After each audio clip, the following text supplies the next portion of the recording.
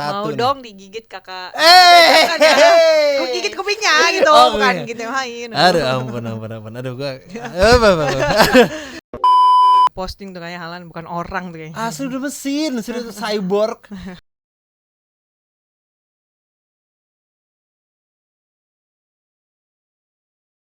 Salam Sportsen. Balik lagi di Z99.9 FM bersama Fitri Syamsu dan Jim Sansei, dan sekarang kita bakal nge-update elu dengan berita-berita olahraga selama semingguan ini tentunya ya.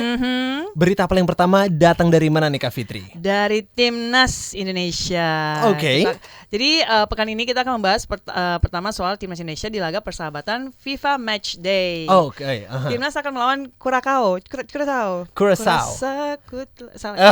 Curaçao gimana Bukan sih? dong. Takut Curaçao. salah lo, takut diserang netizen Curaçao. Tenang. Curaçao. Curaçao. Kurasa ku Ya. telah jatuh cinta. Jadi mereka akan menghadapi Curaçao di Stadion Gelora Bandung Lautan Api di Bandung, Oke. Sabtu tanggal 24 September.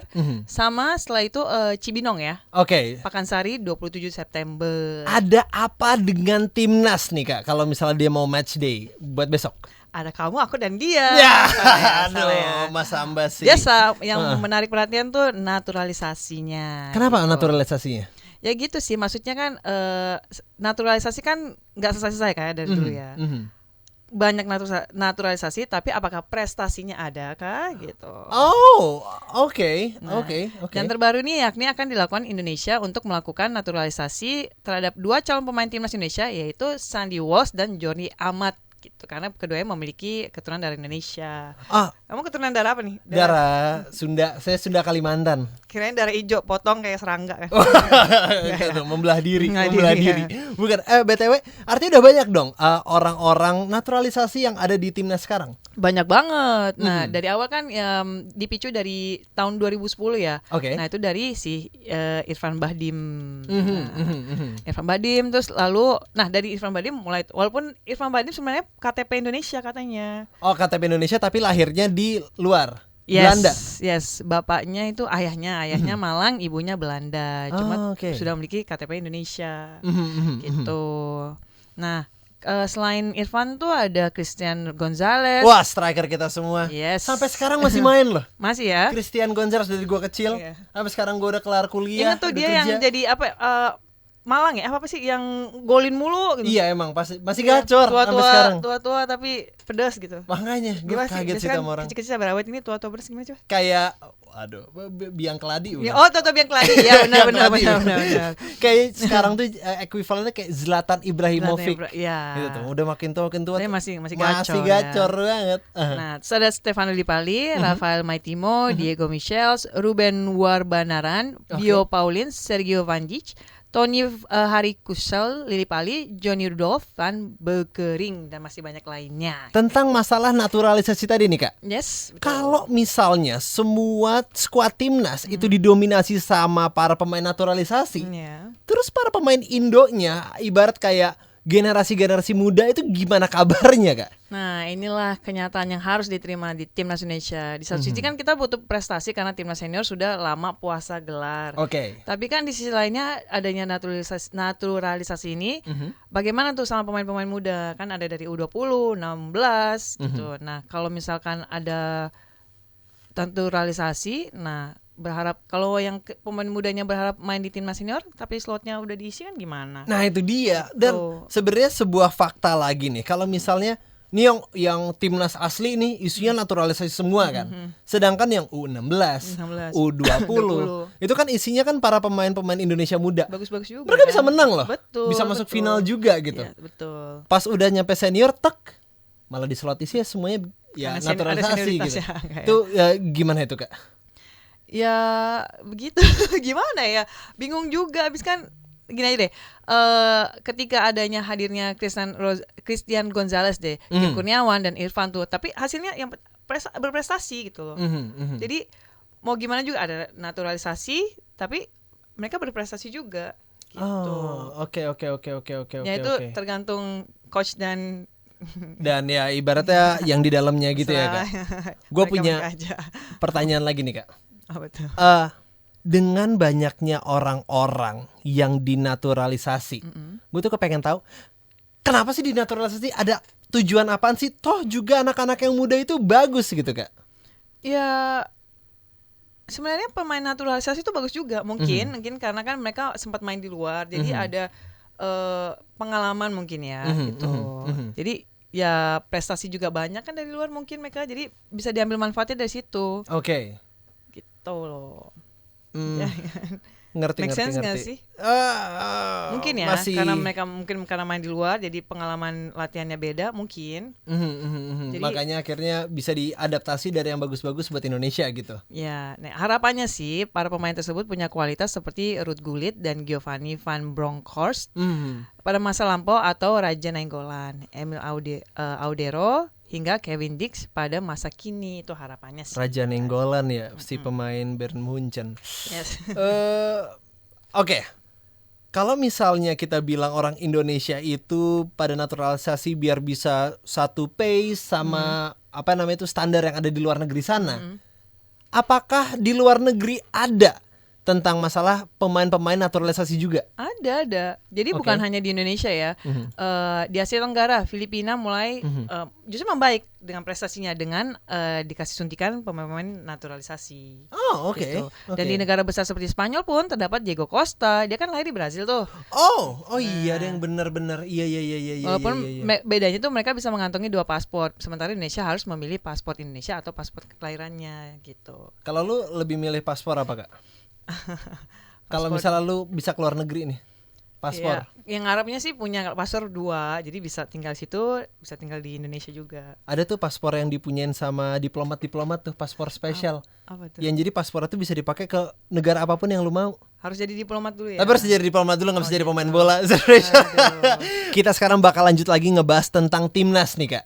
Yep. Tadi kita udah sempat ngebahas tentang naturalisasi dan juga standar-standarnya. Gua kepengen tahu nih, kapan sih terakhir kali timnas senior, the real timnas itu menang? Bukan menang laga nih, maksudnya menang sebuah liga gitu. Ini kayaknya kita membicarakan sejarah buruk timnas Indonesia ya kayaknya. Karena belum pernah. Seriusan? Yes. Seumur-umur belum pernah. Ya, turnamen sepak bola itu kan ada yang resmi, ada yang tidak resmi. Nah, di catatan FIFA dan Federasi Sepak Bola Asia alias AFC belum pernah tercatat sejarah Indonesia juara. Jangankan Piala Dunia deh, untuk Piala Asia aja pasukan Garuda juga hanya 4 kali ambil bagian. 4 kali ambil bagian. Piala Dunia pernah, tapi belum Indonesia namanya, masih Maish, Hindia Belanda, dan itu pada tahun 1938. Sisanya nggak lolos atau nggak ikut. Pertanyaan lagi nih. Taruhlah itu emang turnamen-turnamen yang resmi. Sekarang kita bakal masuk ke turnamen yang enggak resmi nih. Pernah menang nggak? Taruhlah itu tadi yang resmi udah kesusahan gitu. Yang nggak resmi deh. Ya, sementara sih untuk ajang tidak resmi, Indonesia memiliki catatan yang ya biasa-biasa aja lah pada masa lalu hingga saat ini. Gitu. Meski nggak banyak, seenggaknya beberapa kali Indonesia mencatatkan prestasi bagus ketika diundang sebagai salah satu peserta. Nah, contohnya deh, dalam kategori ini Indonesia pernah menjuari Merdeka Turnamen di Malaysia pada 1961 dan 1969, lama banget ya jadulnya. Kemudian Aga Khan Gold Cup itu Bangladesh pada tahun 1961. Ada Kings Cup di Thailand pada 1968, Pesta Sukan Cup Malaysia 1972, ya Jakarta Anniversary Tournament di Indonesia pada 1972, dan Piala Kemerdekaan Indonesia pada ada 87, 2000 dan 2008 gitu. Nah, ada satu gelar nih paling lucu, itu pada tahun 2008 nih. Kenapa? Piala Kemerdekaan itu di Indonesia juara. Tapi dapat gelarnya terbilang aneh gitu. Kenapa aneh? Gua masih kurang dapat ini anehnya. Jadi Indonesia tuh pas babak pertama kan tertinggal 1-0 terus jeda. Tapi pemain Libya kemudian nggak masuk ke lapangan pas babak kedua. Tahu nggak gara-garanya apa? Gua tebak dulu ya. Apakah gara-gara inian? Kecapean, ngambek, males, sepatunya ketinggalan. Apaan? Jadi ketika hendak masuk kamar ruang ganti tuh, sejumlah ofisial Indonesia menghina pelatih Libya, Gamal Adin Abu Nawara, menggunakan kata-kata yang tidak pantas dan provokatif. Orang gitu. Indonesianya Indonesia, nih. Oke. Menurut kubu Libya tuh, aksi itu dilanjutkan dengan pemukulan ke wajah Gamal oleh pelatih kiper Sudarno. Makanya didiskualifikasi. Nah, Gamal mengklaim pukulan Sudarno kan sangat keras dan menyebabkan kacamata yang sedang dikenakannya rusak. Sampai bibirnya kirinya, lensa kiri pecah, terus bibir Gamal juga memar. Akibatnya kontingen Libya memutuskan tidak melanjutkan gelar pertandingan gitu. Jadi kayak menangnya tuh kayak menang gitu, karena, bye. Iya, jadi menangnya karena nggak ikutan. Oke. Begitu. Boleh juga, menarik nih kayaknya. Iya, makanya itu strategi lu ntar. Iya, kalau misalnya lu kepengen tanding, lu caci maki orang sakit hati biar nonjok temen lu. Aja di ruang ganti ya udah. Iya, terus udah dah. Ancem-ancem gitu. Langsung fix. Berani lo gitu. Iya, dibikin ricuh. Generation mungkin Indonesia belum pernah menang di laga yang formal, tapi menang di hati kami. Itu dia Generation, tapi di hati kita semua lu adalah nomor 1 untuk ke timnas. Tadi udah ngebahas tentang sejarahnya Indonesia. Yes. Nggak bakal luput dari sejarah, apalagi pemain bersejarah yang ada di dunia ini, Lionel Messi dan Cristiano Ronaldo juga nih. Patut nih dua orang asli dibicarakan ya, kita gosip bersama. Kayak dewa-dewanya bola itu ya. Parah. Kalau gua dulu kita sempat nanya kemarin ya. Gua nanya ke lu tuh tim Lionel Messi atau Ronaldo? CR. Iya kan? CR. Tapi ternyata sekarang mereka berdua tuh sudah mulai memasuki masa senjanya mereka. Ya. Masa-masa udah mau mulai pensiunan. Sudah mulai masanya ya. Duduk di teras, minum teh pagi-pagi. Teh lagi ya, teh terus ya. Iya, teh terus. Kopi kayak apa kek? Enggak teh. Gue kepengen nanya ini tentang masalah Lionel Messi nih. Gimana menurut lo? Oke, kita bahas Messi dulu ya. Oke. Messi bersama PSG atau Paris Saint-Germain. Lagi ramai masa kontraknya Messi yang akan berakhir tahun depan. Tahun ini juga banyak yang memprediksi jadi pengunjung karir La Pulga. Jadi walaupun dibeli mahal sama PSG 50 juta euro pada musim panas 2021, pemain berusia 35 tahun penampilannya hampir tidak memuaskan gitu. Iya Dia hanya menyumbangkan 11 gol untuk Parisian dalam 34 pertandingan di seluruh kompetisi selama musim 2021-2022. Oh, oke. 2022, gimana sih? 2021, 2022. Nah. Iya. Oke. Usia kali ya. Ya, satu sisi emang tapi playstyle juga berubah sebenarnya, Kak. Dari pas dia main di PSG sekarang dia tuh lebih kepada ngedepanin asis ya. Asisnya udah tuh dia nggak jarang menggiring-giring bola, menggoreng bola. Goreng bola, nge-shooting, nge-golin. Oke, mungkin itu emang udah mulai berkurang gitu. Tapi kalau asis masih tetap jalan sebenarnya dia. Ya. Walaupun usia tadi lu bilang emang udah mulai menurun gitu. Tapi sebenarnya juga prestasinya dia nggak bisa dipungkiri, ampun-ampunan. Tetap sih, legenda ya. Gitu. Nah, kalau siapa satu lagi? CR ya. CR tahu lah kemarin sama itu gimana? Untuk CR mungkin kita bakal mau bahas Manchester lagi gitu. Kita masih belum kelar nih bahas Messi gara-gara tadi kan kita sempat ngomongin tentang prestasinya dia yang super duper. Selalu apa-apa kalau bahas Messi harus ada CR. CR bahas Messi. Jadi kayak harus bahas berdua itu. Dari Messinya dulu, prestasinya dia tadi ada apa aja nih, Kak? Oke, sebelum kita bahas Ronaldo ya, kita bahas dulu nih Messi nih, kita kupas tuntas. Ya, pastinya dia sudah meraih Ballon d'Or 7 kali. Jadi ada tahun 2 November 2021 melengkapi raihan 2009, 2010, 2011, 2012, 2015, 2019. Oke, emang itu juga peraih Ballon d'Or terbanyak buat pemain sepak bola yang hidup di muka bumi ini, Kak. Parah banget. Nah, di klubnya aja Barcelona dia menyumbangkan 35 trofi sejak debutnya di 2004 hingga akhirnya hengkang musim panas 2021. Oke. Bersama PSG dia juga udah menorehkan 2 gelar. Sayangnya memang sukses ini belum dilengkapi trofi Piala Dunia. Asli tapi gitu. Kemarin sempat itu dia dapat Piala Dunia belum sih, tapi menang barengan Argentina pernah.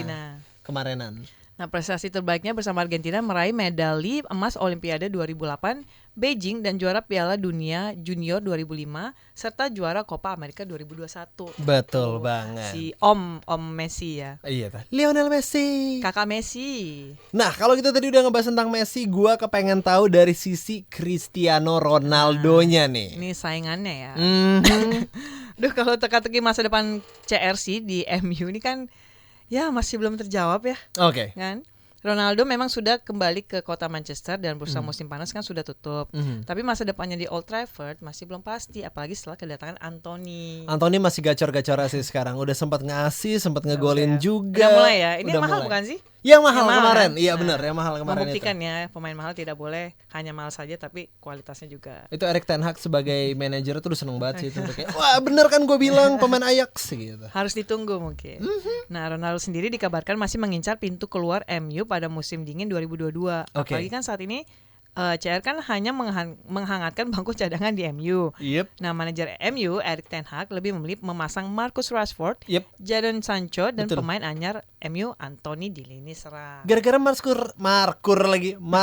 Rashford itu dia tuh masih mau lari gitu loh generation. Di ibarat kalau main FIFA atau main PES nih Kak, pencet segitiga umpan terobos, Rashford tuh lari gitu loh. Sedangkan CR tuh kayak Mungkin CR pas ngeliat wah pemain ini lari jadi kayak males lah gue males gitu ya. Yang bikin ya. agak geter gitu loh. Gue ngeliat kayak lu kenapa gak lari sih? Lu kenapa gak apa kayak gitu? Maaf bukannya gue gak disrespect CR, tapi ya itu yang gue lihat gitu loh. Mungkin kontraknya CR masih 1 musim lagi nih.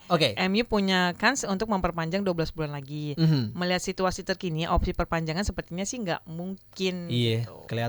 kelihatan. Sejumlah anggota dari skuad utama MU juga dikabarkan meyakini bahwa CR akan kembali berusaha hengkang dari Old Trafford nanti bursa transfer Januari ya. Pertanyaan golden ticket semua warga manusia di hidup ini. Kira-kira mau kemana Ronaldo nanti? Indonesia loh. Amin sih Bang Do, ayolah Bang Do sini kita Oh ini pertanyaan gantian ya. Kalau menurut kamu nih, mendingan Indonesia panggil CR tapi dia sudah tua nih, istilahnya udah tua dan udah kayak menurun. Tapi karena dia seorang CR. Jadi gimana? Mendingan kita pilih pemain seperti ini gabung sama Indonesia karena dia tenar apa segala macam, atau ya walaupun dia kan pasti masih gacor dong. Atau gimana? Kalau gue bilang kalau CR udah tua nih main di Indonesia, menurut gue itu pilihan yang bagus. Kenapa? Satu mungkin dari segi selling dari baju, legasinya dia juga segala macam tuh gede banget. Lebih ke marketing ya. Yes, marketing. Dan yang kedua sebenarnya dari standar. Ini gue bukan lagi nih ngedisrespect persepak bolaan Indonesia gitu. Tapi kalau misal dibandingkan sama Liga Inggris, dibandingkan sama Champions League, ya CR sebenarnya dengan usia segitu main di sini kayaknya masih bisa sih. Masih jauh ya. Masih bisa ngegolin, masih bisa ngegocek. Tapi kalau main sini gosong dianya, panas banget. Iya sih. Itu iya sih emang gitu. Nah, kira-kira nih mau kemana Ronaldo nih kalau hengkang dari MU? Nah, Ronaldo dikabarkan kembali mendapat tawaran menggiurkan untuk bergabung dengan klub Arab Saudi. Arab Saudi? Iya. Hah? Waktu itu pernah ngeliat sih kan postingan dia yang ketemu orang-orang Arab itu. Iya pernah gue juga ngeliat itu. Oh dia tuh mau dibeli di situ. Nggak tahu sih, opsi peminjaman ke Arab kan sangat mungkin karena klub di sana kan mampu menggajikan dengan jumlah fantastis. Arab gitu loh, Sultan. Sementara kalau di Eropa banyak klub yang menolak karena faktor gaji Ronaldo yang terlalu tinggi. Kecuali jika MU tetap membayar gajinya atau 50-50 gitu. Apakah dia bakalan beneran mau hengkang Kak? Gara-gara kan dia masih ada Piala Euro ini yang bakalan kejadian di depan. Terus juga ada Piala Eropa, dan juga ada ini Piala Dunia juga bentar lagi depan. Iya kan? Iya. Apakah dia mau hengkang? Ya Ronaldo sih masih ingin tampil membela Portugal kan di Piala Dunia. Ada spekulasi apakah Piala Dunia mendatang akan menjadi turnamen besar terakhirnya atau gimana. Nah dengan masa depan laga internasional masih terjamin alias bisa main dengan timnas, Ronaldo sih tampaknya akan mencapai 2 abad caps Portugal setelah mengumpulkan 189 gitu. Nah dia sih katanya sih juga mau tampil di Piala Eropa 2024. Walau agak jauh tapi mungkin saja asalkan dia tetap bertahan di klub Eropa. Masalahnya kan selain MU itu kan klub lain ogah bayar gajinya yang setinggi langit itu kan. Nah, ya itu yang 2 juta pounds loh atau 34 miliar per minggu, astagfirullahaladzim. CR dilawan. Ya mungkin aja sih ya. Kan Ronaldo berharap bisa kembali merebut Ballon d'Or karena dia masih tertinggal 2 trofi dari Messi. Aduh, tapi kayak susah sih kalau misalnya kita ngomongin tentang 2 Ballon d'Or. Tapi emang sebenarnya gue juga mikir kayak emang udah saatnya deh untuk Bang Ronaldo dan juga Bang Messi untuk udahlah, ternyata emang Messi itu mencapai 7 Ballon d'Or. Jangan dulu, siapa tahu dia mungkin lagi masih ngedropnya. Nanti mungkin bisa naik lagi. Ada waktunya dia bisa bangkit lagi. Gitu. Kalau sejujurnya gue liat sih kayaknya emang udah saatnya Mbappe sama Haaland sih yang udah ngambil udah kayak Haaland, ya. Messi CR nih ngelawan sama larinya, pacingnya, terus staminanya Haaland sama si Mbappe udah kalah. Pada ngeposting tuh kayaknya Haaland bukan orang tuh kayaknya. Asli udah mesin, sudah cyborg. Dari segi shooting power juga mereka udah kalah, dari segi stamina juga udah kayak udah emang saatnya sih Kak. Tapi mungkin ini emang menjadi berita sedih untuk kita semua.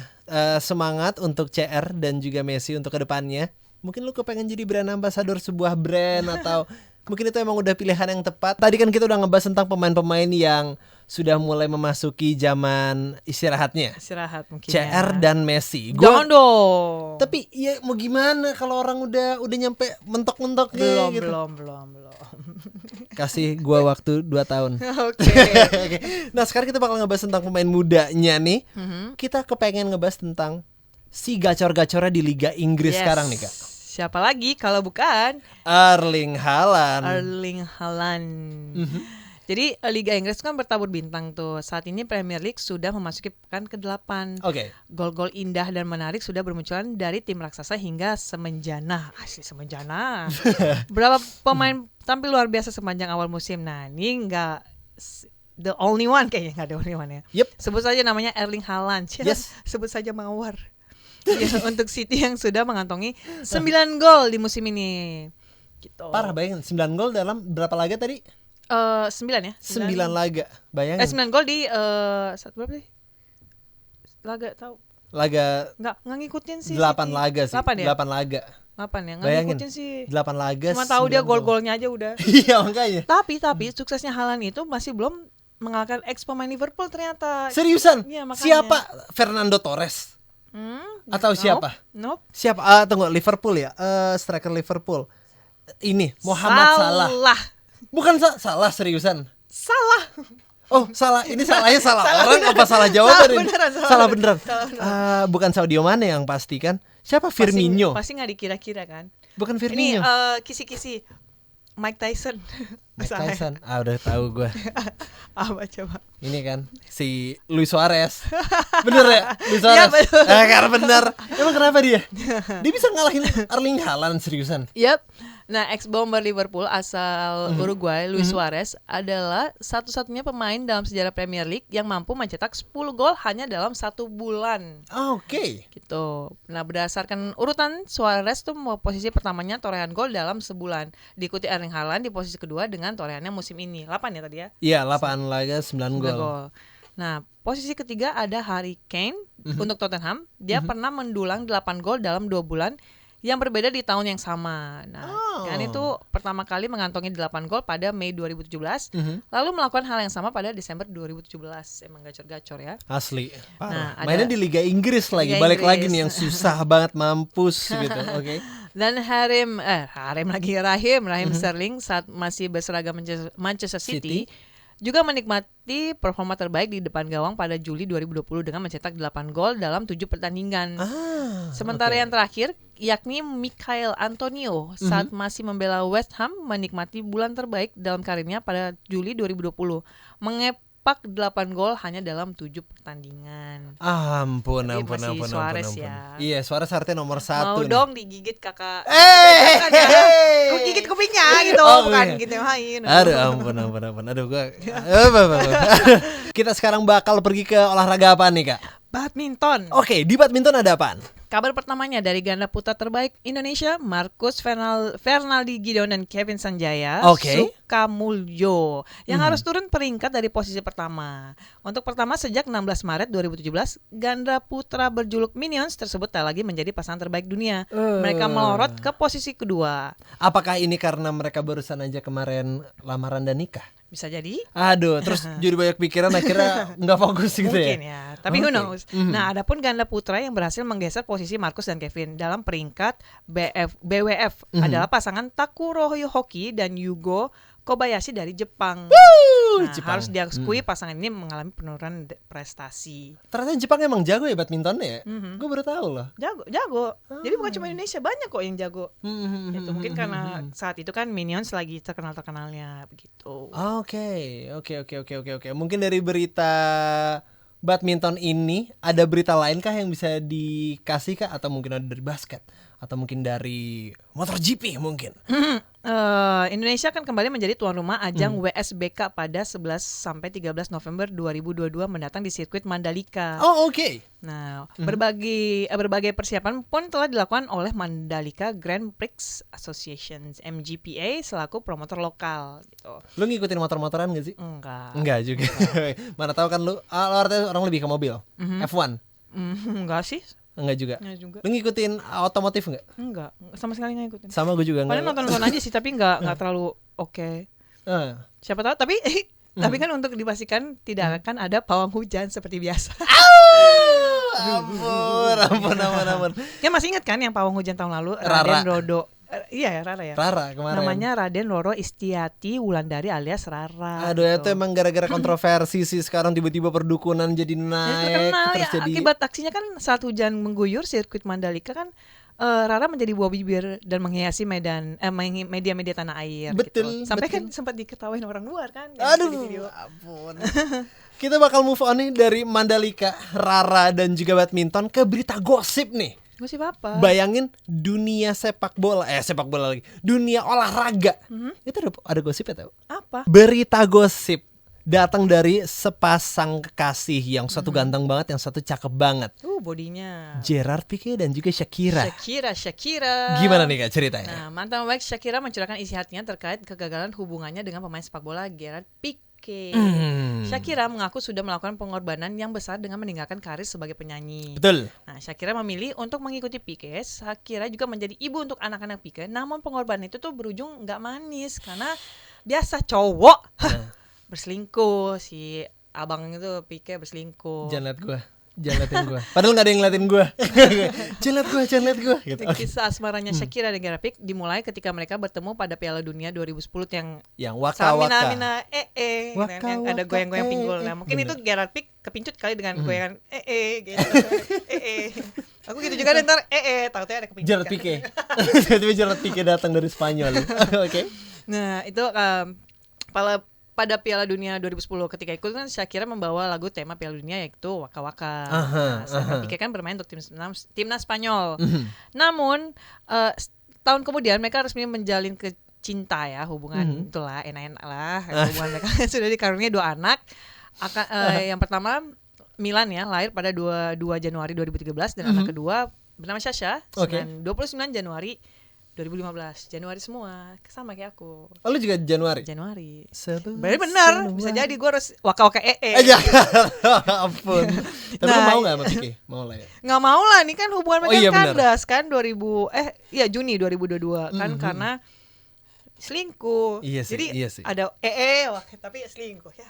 Gimana dong? Ya gimana ya? Ya dibilang duit sama muka sama karir ternyata belum. Gak puas ya cowok itu ya. Aduh. Gue nggak bisa membenarkan ini sih. Gue harus cari tahu ini kenapa. Terus beberapa waktu lalu Shakira merilis judul lagu apaan tuh Kak? Te Felicito. Ya, lagu yang dirilis bersama Raul Alejandro ini diyakini sebagai bentuk curhatan Shakira soal hubungannya dengan Pique gitu kan, soalnya ada lirik-liriknya tuh. Lu mau tahu sesuatu lagi nggak Generation? Di Zin dari Nampoin lagu itu diputerin pas malam-malam tentunya. Jadi selama kita lagi Sportstar ini, mana tahu itu diputerin sama kita. Mau dengerin lah? Nah, mau dengerin? Nah, kayak stay tune Generation. BTW, ini bakalan jadi segmen terakhir kita juga di Sportstar minggu ini. Buat lu yang penasaran sama dunia persepak bolaan, basket, badminton, atau mungkin tentang olahraga Indonesia. Asli, itu bakalan kita buka di minggu depan lagi tentunya ya. Jadi sekarang kita stay tune only on Zin dari 6.9 Dimas Santi dan juga Fitri Syamsyu. Kita signing out. Selamat jumpa minggu depan.